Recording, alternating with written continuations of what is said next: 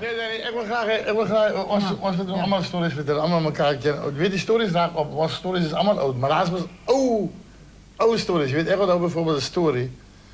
Wat ik vertelde die zo in 79, 80, ik weet niet, was ik op een tour door op de grens bij al die basissen. En dan gaat elke aan het begin met die story van die man wat die kar gedreven wordt voor die reiziger.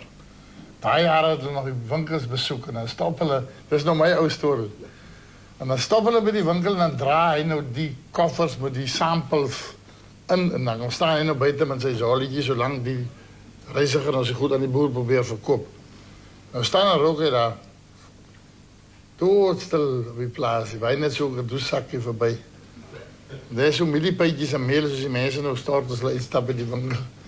En in die stilte van die ochtend komt hol hier een hoendertje. Een hennetje skielik om je hoek van die huis. Maar hij hol zijn nekjes naar zijn vleertjes, gaat zo, zijn tongetje aan, hij hol man. En ik denk, waar gaat die hoendertje nou in? En ik kijk jullie, hier kom je handje, die handjes en vleertjes. Die handjes en nekjes en zijn tongetje aan en die handje tjaart je achter je hennetje aan.